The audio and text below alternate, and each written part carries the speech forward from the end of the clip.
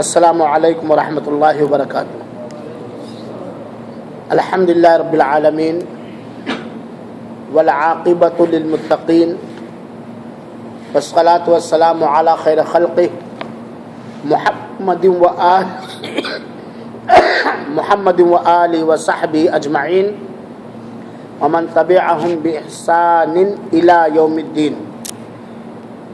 اعوذ باللہ من الشیطان الرجیم۔ ان الشیطان لکم عدو فاتخذوہ عدوا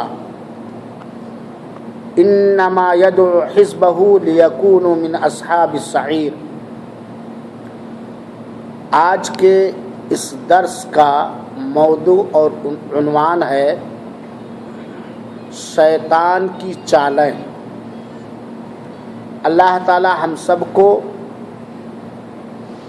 شیطان کے راستے اپنانے سے بچائے اور شیطان کے ہر حملے، ہر وسوسے اور ہر نرغے سے محفوظ رکھے، آمین یا ارحم الراحمین۔ میرے مسلمان بھائیوں اور ساتھیوں،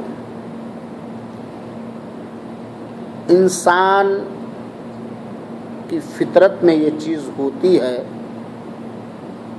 کہ وہ نیکیاں کرے، اچھائیاں کرے، بھلائیاں کرے،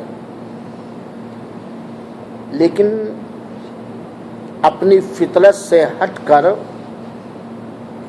انسان بسا اوقات اپنے نفس امارہ کی پیروی کر کے اور شیطان مردود کی چالوں کو نہ سمجھ کر کے گناہ کر بیٹھتا ہے، اور گناہ کرنا اتنا بڑا جرم نہیں ہے جتنا بڑا جرم گناہ کو بار بار کرنا ہے، گناہ پر باقی رہنا۔ اللہ کے رسول اکرم صلی اللہ علیہ وسلم نے ایک حدیث کے اندر بیان فرمایا، کل بنی آدم خطاؤن، آدم کی اولاد سارے کے سارے خطا کار ہیں، ان سے غلطیاں ہوں گی، ان سے خطا ہوگا، ان سے گناہ ہوگا۔ وخیر الخطائین التوابون، سب سے بہتر خطا کار وہ ہیں جو توبہ کرنے والے ہیں۔ وہ گناہ سب سے زیادہ نقصان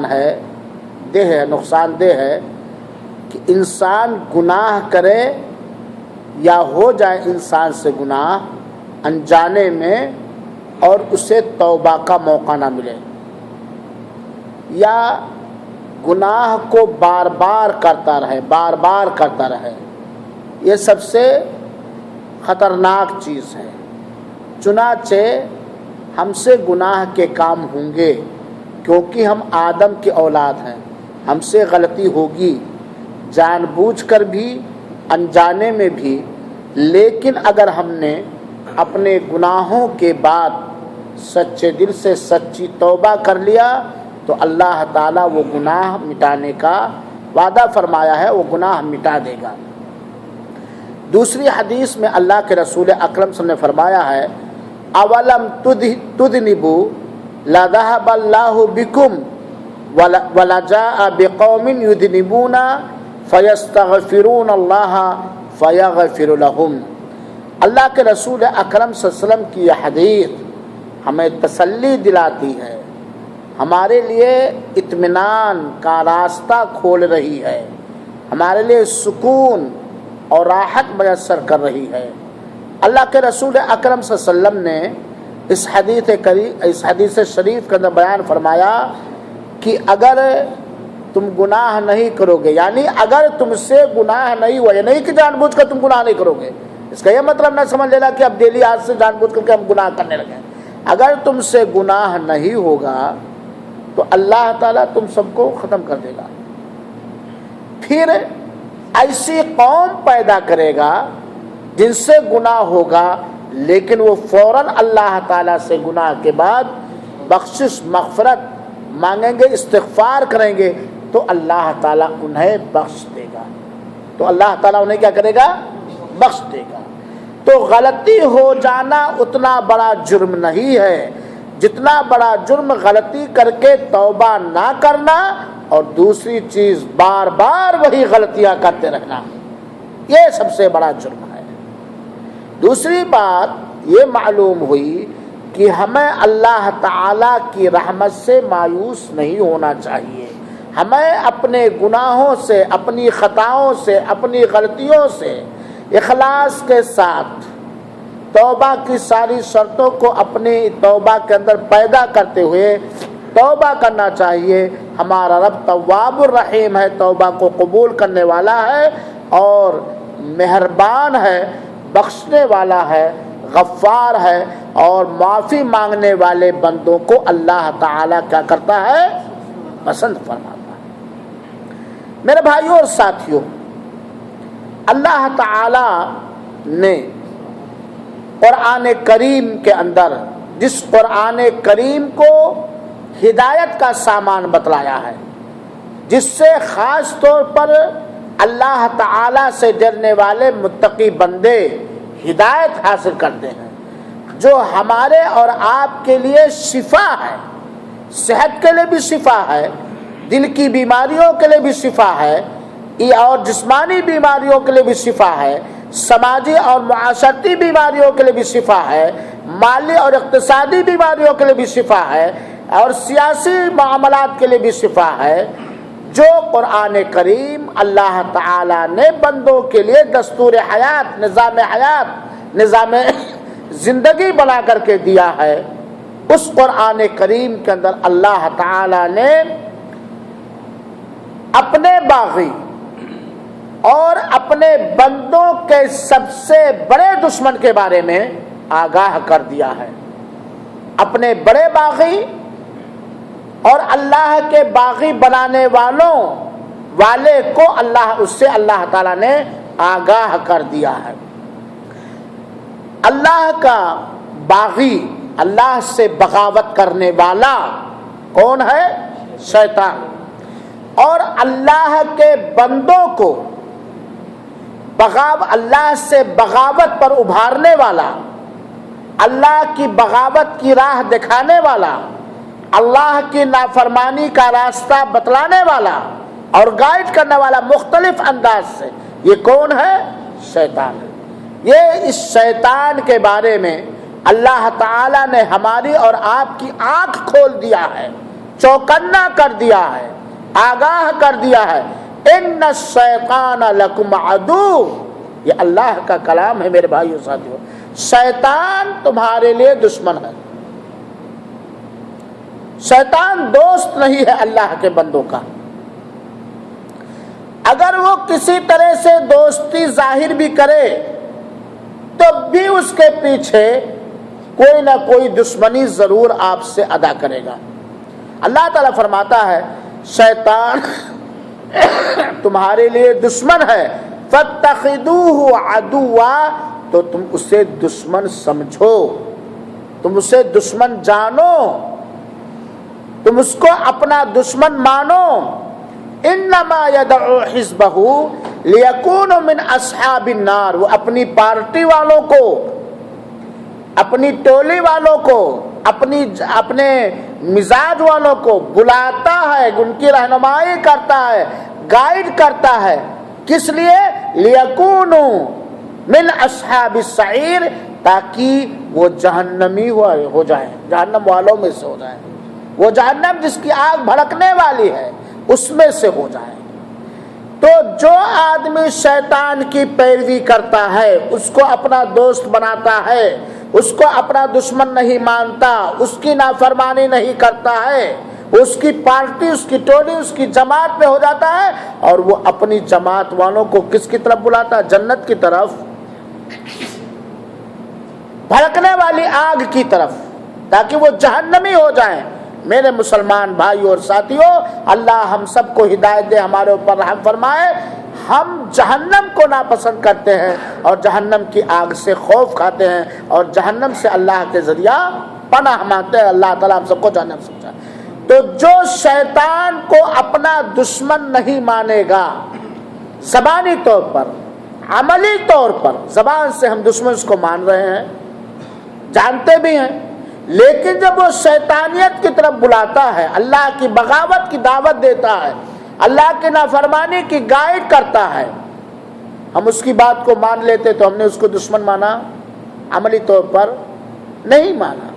تو جو شیطان کو دشمن نہیں مانے گا، اور آپ جانتے کہ دشمن، اور وہ بھی شیطان جیسا دشمن، یہ آپ کا اور ہمارا خیر خواہ، اچھا چاہنے والا، تو ایسے لوگوں کو وہ کہاں لے جائے گا، کدھر دعوت دیتا ہے؟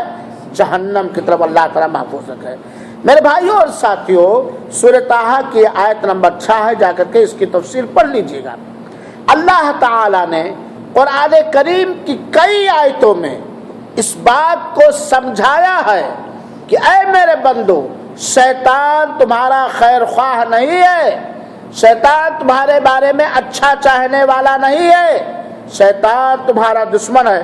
چنانچہ سورہ کہف کی آیت نمبر 50 کے اندر، سورہ بقرہ کی آیت نمبر 168 اور 169 کے اندر، سورہ یوسف کی آیت نمبر 5 کے اندر، اور سورہ اسراء کی آیت نمبر 53 کے اندر اللہ تعالیٰ نے کھلے لفظوں میں بتلا دیا ہے کہ شیطان تمہارا خیر خواہ نہیں ہے، تمہارا دشمن ہے۔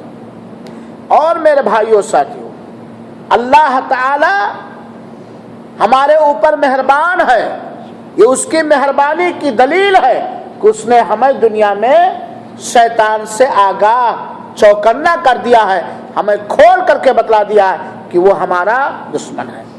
اب اگر ہم نے اس کو اپنا زبانی طور پر، قولی طور پر، عملی طور پر ہم نے اس کو دشمن نہیں مانا، اس کی اطاعت و فرما برداری کی، اس کے بہلاوے میں آ گئے، اس کے پھسلانے میں آ گئے، اس کے سبز باغ پر ہم ریچھ گئے، تو ہمارا ٹھکانہ کہاں ہوگا؟ اللہ محفوظ رکھے۔ ہم اللہ کے باغی ہو جائیں گے، ہم اللہ سے ٹکرانے والے ہو جائیں گے، ہم اللہ کے حکموں کو ٹھکرانے والے ہو جائیں گے۔ اور جو آدمی اللہ محفوظ رکھے اللہ اپنی بغاوت سے، جو اللہ کا باغی ہو گیا، جو اللہ کے حکموں کو ٹھکرانے والا ہو گیا، جو اللہ کی شریعت سے نفرت کرنے والا ہو گیا، جو اللہ کی شریعت کو پامال کرنے والا ہو گیا، اس کا ٹھکانہ میرے بھائیوں ظاہری طور پر جہنم ہے۔ اللہ تعالی ہم سب کو اس دردناک عذاب سے، جہنم کے عذاب سے اور قبر کے عذاب سے محفوظ رکھے، آمین۔ میرے بھائیوں اور ساتھیوں، اللہ تعالیٰ نے شیطان کی چال کو آدم علیہ السلام کے بارے میں قرآن کریم کے اندر مفصل تفصیل کے ساتھ بیان کیا ہے۔ جب یہ مردود شیطان ابلیس نے اللہ کے حکم کی بجا آوری نہیں کی، اللہ کے حکم کو نہیں مانا، اور وہ کون سا حکم تھا؟ آدم کو سجدہ کرنے کا، یہ اللہ کا حکم تھا اس موقع پر، ہے نا؟ اور وہ شریعت جو پیارے حبیب جناب محمد صلی اللہ علیہ وسلم پر اتری، وہ دین جو اللہ تعالیٰ نے اپنے آخری پیغمبر پر اتارا، اللہ تعالیٰ نے کسی بھی مخلوق کے لیے سجدہ کرنے کو بڑا شرک کہا ہے کہ نہیں؟ یہ آدم کے لیے اللہ تعالیٰ نے رکھا تھا کہ اے شیطان، ابلیس، تو آدم کا سجدہ کر۔ شیطان نے گھمنڈ میں آ کے کہ تم کو مٹی سے پیدا کیا ہے اور مجھے آگ سے پیدا کیا ہے، میں اس کا سجدہ، آدم کا سجدہ کرنے والا نہیں۔ تکبر انسان کو حق سے روک دیتا، اللہ محفوظ رکھے۔ تو اللہ تعالیٰ نے اس کو جنت سے نکال دیا، کس کو؟ ابلیس کو۔ جب جنت سے اللہ تعالیٰ نے اس کو نکالا تو اس نے کیا چیلنج دیا رب کائنات کو؟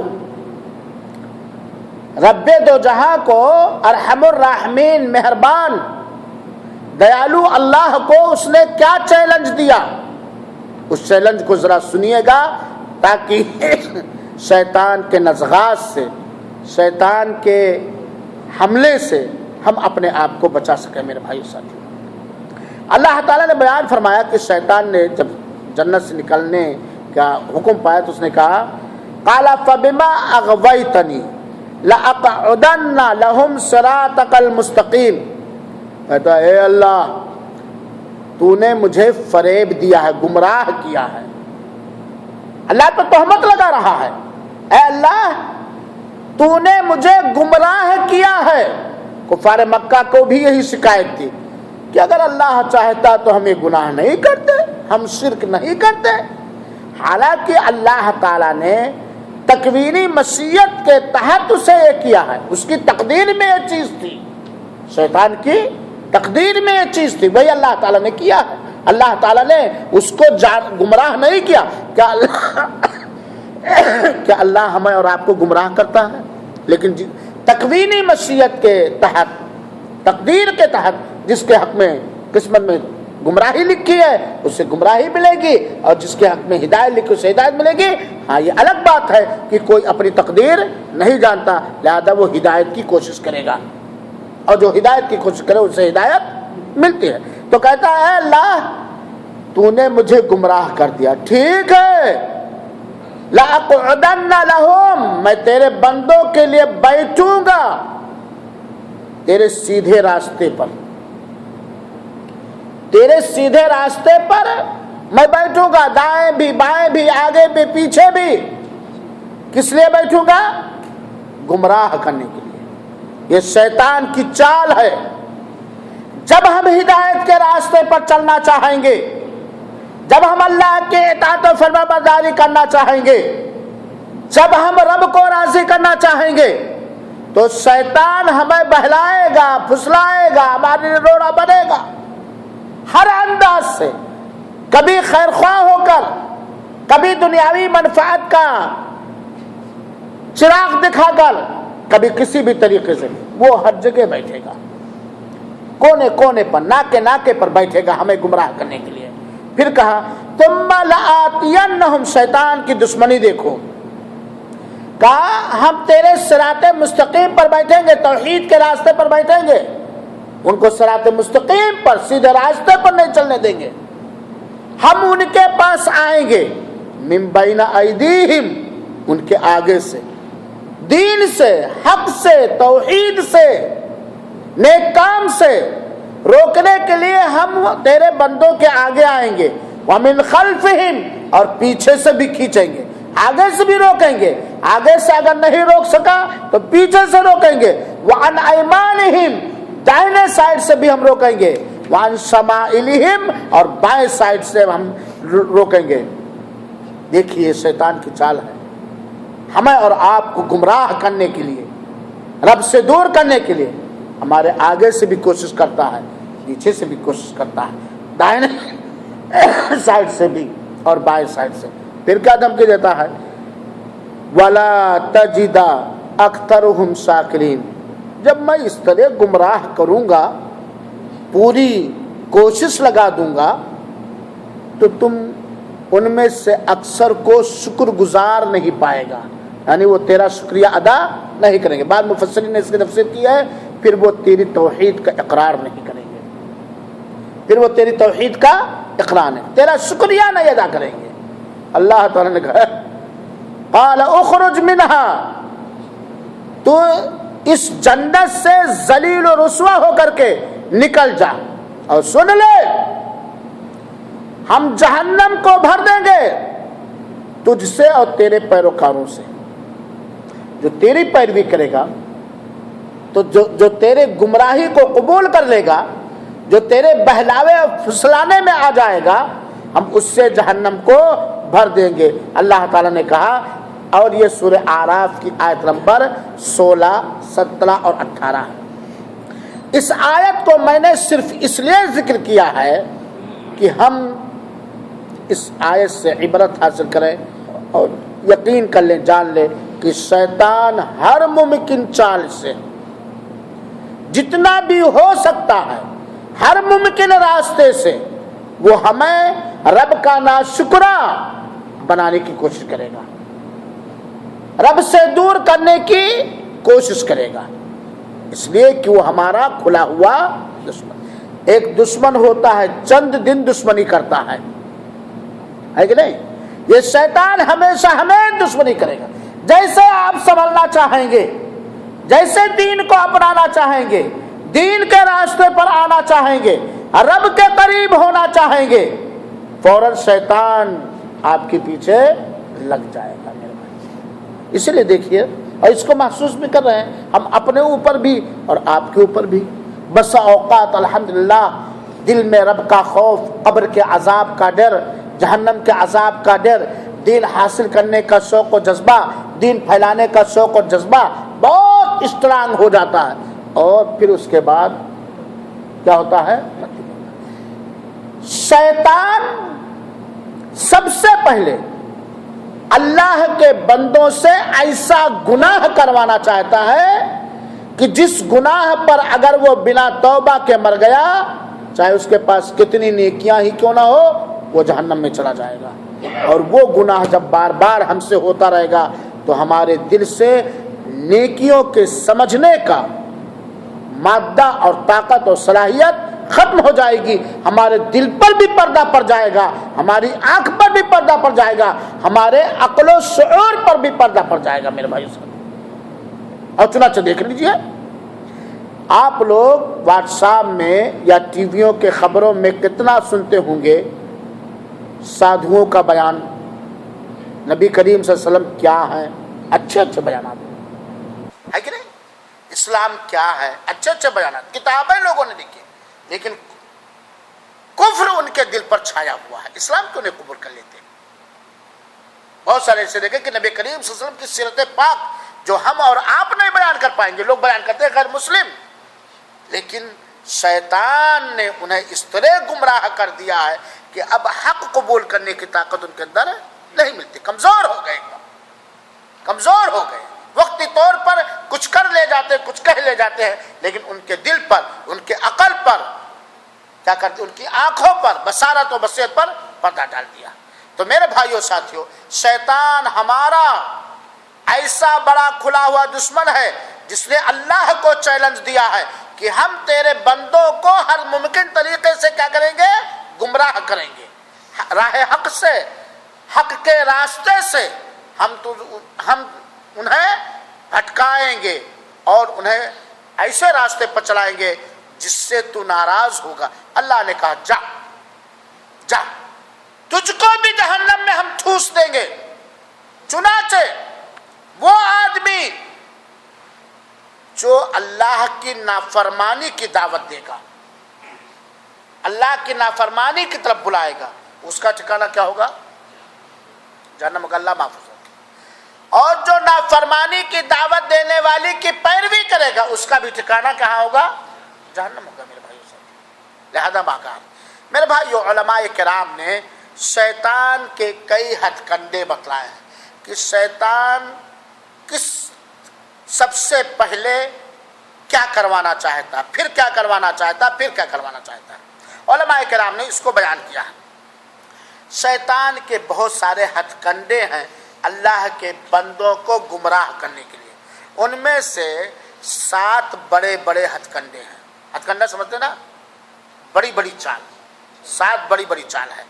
پہلی چال تو شیطان کی یہ ہوتی ہے، جب وہ پہلی چال میں کامیاب نہیں ہوتا ہتھ کنڈے میں، تو دوسری، پھر تیسری، پھر چوتھی، پھر پانچویں، پھر چھٹی، پھر 7ویں، کیونکہ اس نے کہا ہم دائیں سے، آگے سے، پیچھے سے، دائیں سے، بائیں سے، ہر طرح سے ہم تیرے بندوں کو بھٹکانے کی کوشش کریں گے۔ تو شیطان کی 7 بڑی بڑی چالیں ہیں، اور ان میں سے ہر ایک کے اندر وہ کامیابی حاصل کرنا چاہتا ہے، اور باری باری ہر ہتھ کنڈے کو وہ اپنانے کی کوشش کرتا ہے۔ سب سے بڑا ہتھ کنڈا یہ ہے کہ اللہ کے بندوں کو شرک اور کفر کی کھائی میں ڈال دینے کی کوشش کرتا ہے۔ شرک اور کفر کی کھائی میں، گڈھے میں ڈالنے کی کوشش کرتا ہے، ہر ممکن طریقے سے۔ جادو کے ذریعے گھر کو بندھاؤ، اس کے ذریعے اولاد مانگو، یہاں جا کے یہ کرو، یہاں جا کے یہ کرو، یہاں جا کے یہ کرو۔ ظاہر سی بات ہے، آپ لوگ جانتے ہیں میرے بھائیوں، جو شرک اور کفر پر چلا گیا اس کا ٹھکانہ کہاں چلا گیا؟ جہنم، اللہ محفوظ ہو۔ اگر بندے کو شرک اور کفر کے راستے پر نہیں لے جا پاتا ہے تو دوسرا ہتھ کنڈا اپناتا ہے، وہ یہ کہ بندے کے عقیدے میں بدعت بدعت پیدا کرنے کی کوشش کرتا ہے. بندے کے عقیدے میں کیا کرتا ہے؟ بدعت پیدا کرنے کی کوشش کرتا ہے.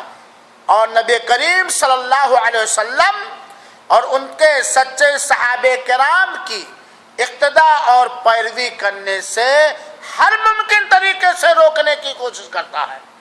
یہ دوسرا ہتھ کنڈا ہے. بندے کے عقیدے میں بدعت پیدا کرنا چاہتا ہے اور نبی کریم صلی اللہ علیہ وآلہ وسلم اور ان کے سچے ساتھی صحابہ کرام کی اقتداء پیروی کرنے سے روکنے کی کوشش کرتا ہے. یہ اس کا دوسرا ہتھ کنڈا. ظاہر سی بات ہے جس کے عقیدے میں بدعت آ گئی، جیسے تقدیر پر ایمان لانا ضروری ہے نا، ایمان کے ارکان میں سے. اب کوئی تقدیر ہی کا انکار کر دے تو عقیدے میں بدعت آ گئی کہ نہیں آ گئی؟ آخرت پر ایمان لانا ضروری ہے. اب کوئی آخرت کا انکار کر دے تو بدعت آ گئی کہ نہیں آ گئی عقیدے میں؟ اور نبی کریم صلی اللہ علیہ وسلم نے جو گائیڈ کیا، جو رہنمائی کیا ہے، یا آپ کے صحابہ نے جو گائیڈ اور رہنمائی کی ہے، اس رہنمائی کی پیروی نہ کرنے والے کا ٹھکانہ کہا جائے گا. اللہ کے رسول اکرم صلی اللہ علیہ وسلم کے نافرمانوں کا ٹھکانہ کہاں ہوگا؟ بولو بھائیو. شیطان کامیاب ہو گیا کہ نہیں کامیاب ہو گیا؟ ہو گیا کامیاب نا؟ یہ بات بتلائی جاتی ہے تاکہ کفر اور شرک کے بارے میں جان کر اس سے بچنے کی کوشش کرو. عقیدے میں بدعت اور نبی کریم صلی اللہ علیہ وسلم کے صحابہ کی نافرمانیاں کن کن کاموں میں ہوتی ہیں جان کر ان سے بچنے کی کوشش کرو میرے بھائیوں ساتھی. جب وہ ان دونوں راستوں سے کامیاب نہیں ہو پاتا تو تیسری چال چلتا ہے، تیسرا ہتھ کنڈا اپناتا ہے. اور اس میں یہ کیا ہے؟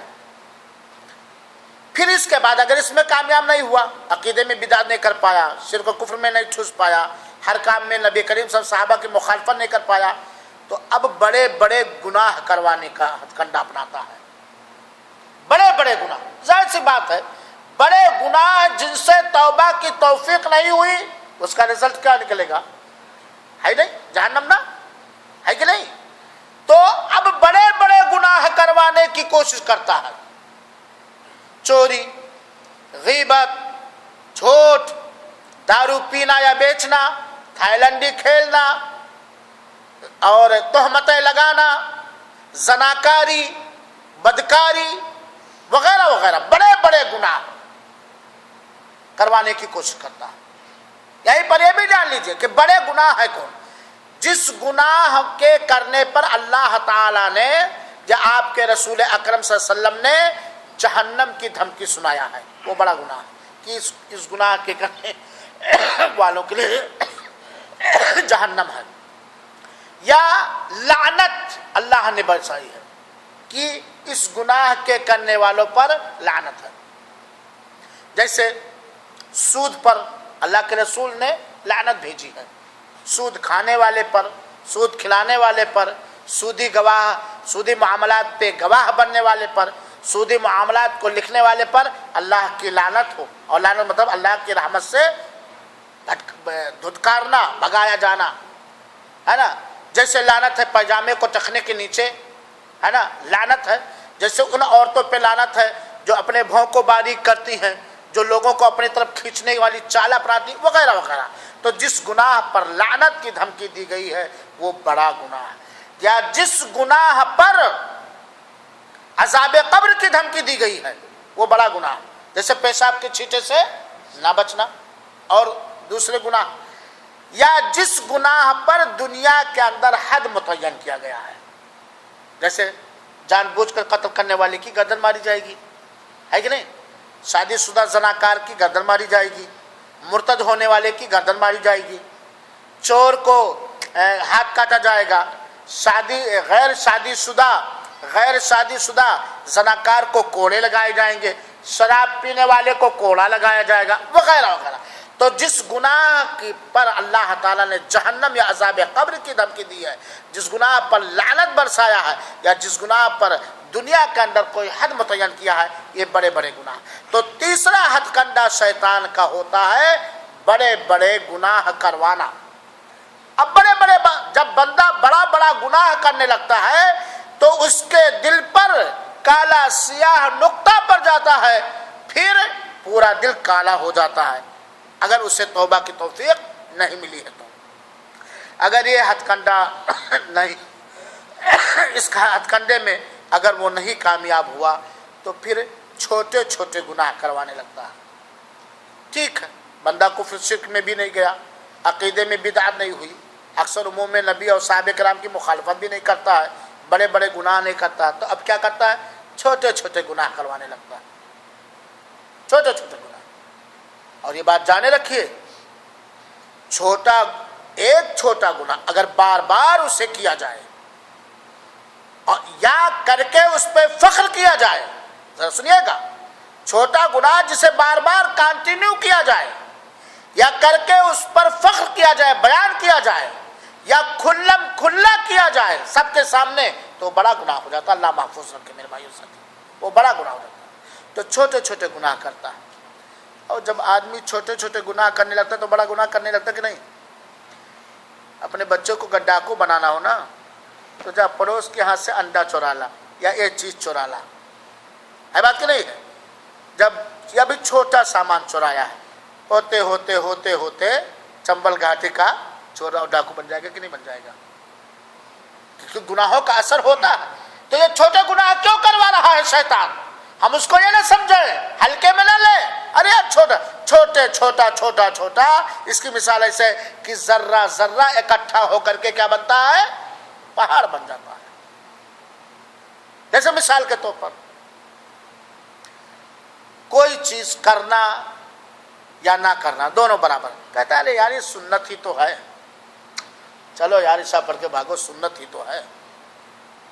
آدمی سنت چھوڑنے لگتا ہے کہ نہیں. ارے چلو ابھی امام صاحب ابھی تکبیر کہے یار, سودانی بہت لمبی نماز پڑھاتا ہے.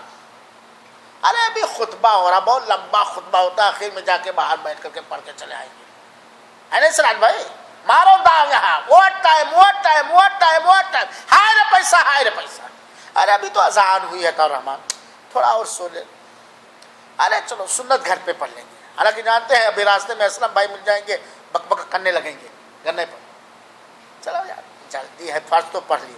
سنت چھوڑتے چھوڑتے, حالانکہ سنت چھوڑنا گناہ نہیں ایک طرح سے, لیکن یہ ایک ذریعہ ہو جاتا ہے فرض کے چھوڑنے کا. جمعہ میں آپ لوگ شکایت کرتے ہیں, لوگ اندر خالی رہتا ہے, باہر لوگ بیٹھتے ہیں, اور ادھر بیٹھتے ہیں. کیوں؟ کون جائے گا اندر یار, پکائے گا, اس سمن میں بھی بات نہیں آتی ہے, سودانی پکائے گا, نکلنے میں پریشانی ہوگی. اور حرم میں جب جائیں گے تو کہیں گے شیخ سدیس کے پیچھے ہی رہو, پورا گٹھیا لو, ہے کہ نہیں. تو چھوٹے چھوٹے گناہ جب بندہ کرنے لگتا ہے تو اس کا ایمان مدھم پر جاتا ہے, اس کے ایمان کی روشنی, اللہ تعالی سے خوف ہلکا ہو جاتا ہے. ظاہر سی بات ہے جب اللہ کا خوف مدھم پڑ گیا, ایمان کی روشنی ٹمٹمانے لگی, بجھنے لگی, تو آندھی تیز آئے گی تو ایک دم گل ہو جائے گی. تو چھوٹے چھوٹے گناہ اس لیے کراتا ہے میرے بھائیوں ساتھیوں, تاکہ چھوٹے کے ذریعہ کیا کر لیں, بڑے گناہ پر اس کو آمادہ اور تیار کر لیں. یاد رکھیے گا میرے بھائیوں ساتھیوں, جب اس پر بھی ناکام ہو جاتا, واقعی بڑے مرد ان سارے ہتھ کنڈوں سے جو اب تک میں نے ذکر کیا ہے, وہی آدمی بچے گا جس کے دل میں اللہ کا سچا ڈر ہے اور جو شیطان کو اپنا دشمن سمجھ گیا ہے, وہی بچ پائے گا. پانچواں ہتھ کنڈا شیطان یہ اپناتا ہے, اگر اس میں بھی کام نہیں ہوا, بڑے گناہ بھی نہیں کروا پایا, چھوٹے گناہ بھی نہیں کر پایا, تو ایک چیز ہوتی ہے مباح, نہ کرنا بہتر ہے. مباح کا مطلب یہ ہے کہ بچ جائے اس سے تو بہتر ہے اس کے لیے, اور اگر نہیں بچا تو گناہ نہیں, کر سکتے ہو. اس کو یہ سمجھو کہ نہ کرو تو بہتر ہے, لیکن اگر کر لیے تو کوئی گناہ نہیں. اس کو کہا جاتا ہے مباح ایک طرح سے.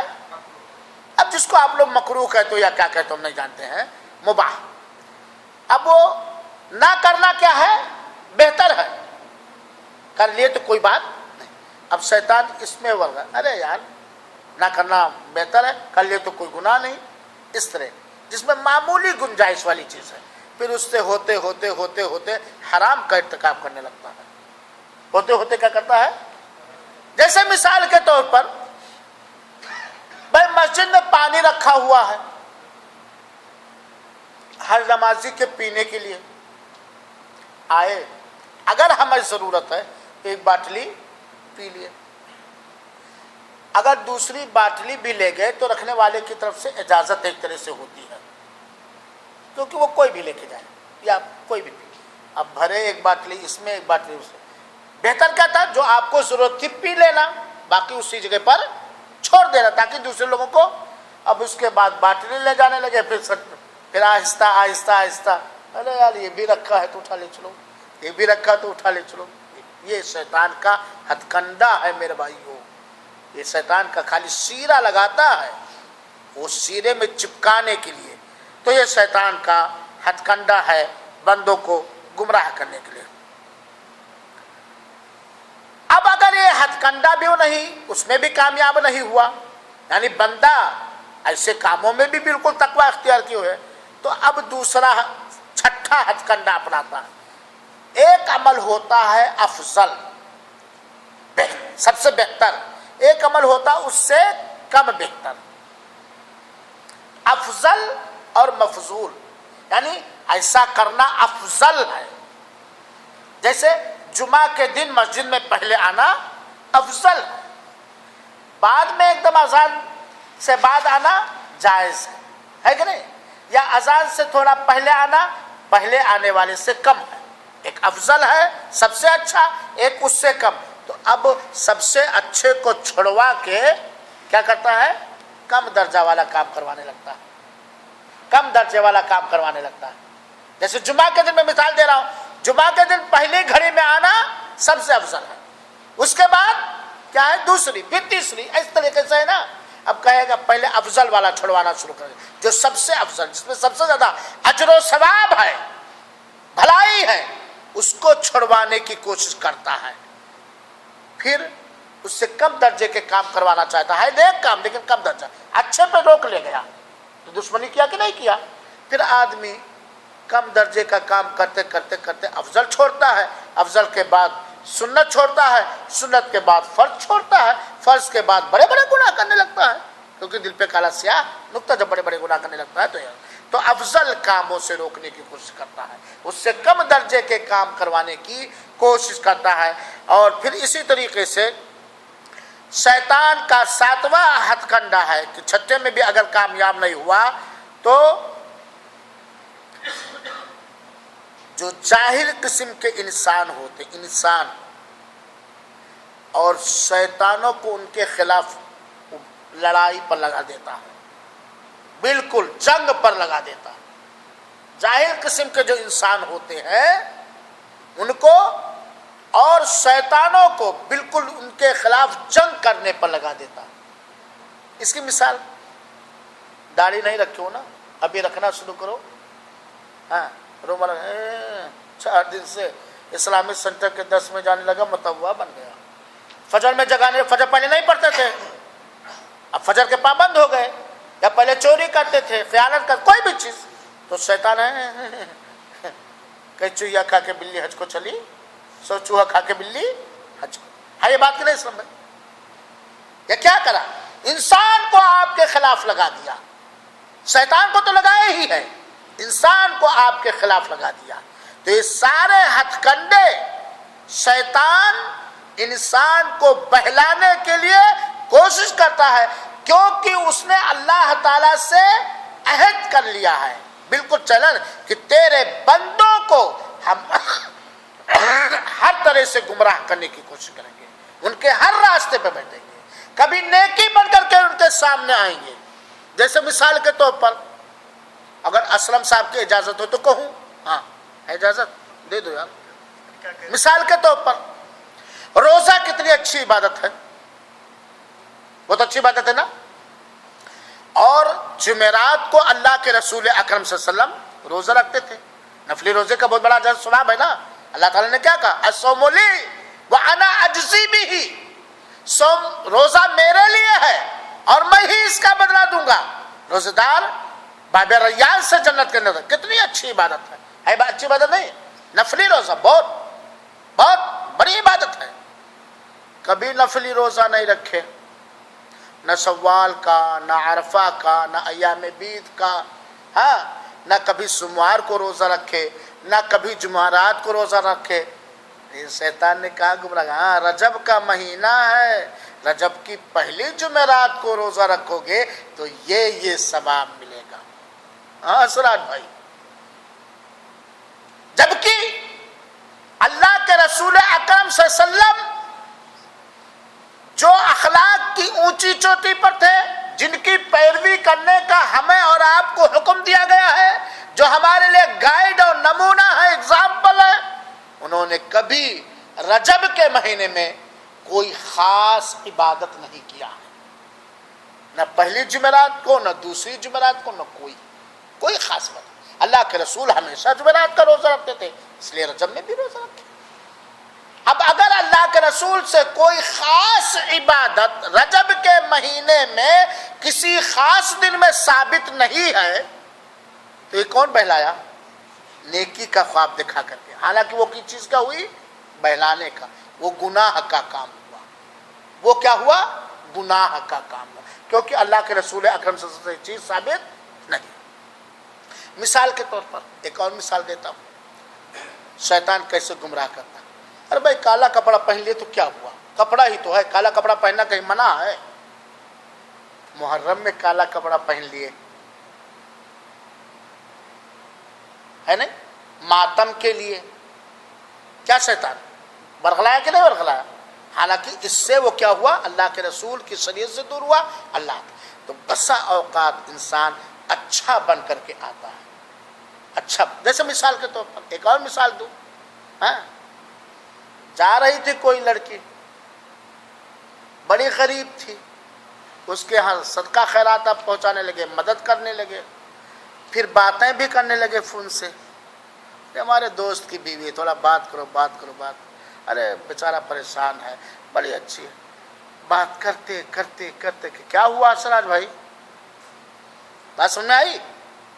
ٹھیک ہے، ایک لڑکی ایک عورت ہم سے مسئلے مسائل پوچھتی ہے، مثال کے طور پر ہم اس کو بتاتے گئے، پھر تھوڑا اسی میں مسکرانے لگے، پھر تھوڑا لچکدار ہم بھی کرنے لگے. شیطان کہاں لگایا؟ اس لیے بہت چوکنا رہنا. جب بھی دل میں اللہ سے بغاوت کرنے کا ارادہ پیدا ہو، ان کاموں کے کرنے کی اچھا اور چاہت اور ارادہ پیدا ہو جن کاموں سے اللہ ناراض ہوتا ہے، جن کاموں میں اللہ کی بغاوت ہے، جن کاموں سے اللہ کی رحمت سے ہم دور ہو جائیں گے، ہم فوراً سمجھ لیں کہ کس کی چال ہے؟ یہ شیطان کی چال ہے، جو ہمارا سب سے بڑا دشمن ہے. اللہ رب العالمین سے ہم دعا کرتے ہیں، اللہ تو ہی ہدایت دینے والا ہے. تو جسے ہدایت دے دے اسے کوئی گمراہ نہیں کر سکتا، اور تو جسے گمراہ کر دے اسے کوئی ہدایت نہیں دے سکتا. اے مولا، ہم سب کا دل تیرے دو انگلیوں کے درمیان ہے. مولا تو ہمیں ہدایت دے، ہدایت کے راستے کو کھول دے. اللہ تعالی ہمیں گمراہی سے بچا اور گمراہی کے راستوں کو بھی کھول دے تاکہ ہم اس کی برائیوں کو جان سکیں. اللہ العالمین جو ہم سے گناہ ہوئے ہیں وہ انہیں تو معاف فرما دے، ہمیں اپنے گناہوں سے توبہ کرنے کی توفیق عطا فرما. اللہ العالمین تو ہمیں شیطان کے وسوسوں سے، شیطان کے حملوں سے محفوظ رکھ اور شیطانی کام کرنے سے بچائے رکھ. آمین. وصلی اللہ وسلم علی نبینا محمد صلی اللہ علیہ وسلم. والسلام علیکم ورحمۃ اللہ وبرکاتہ.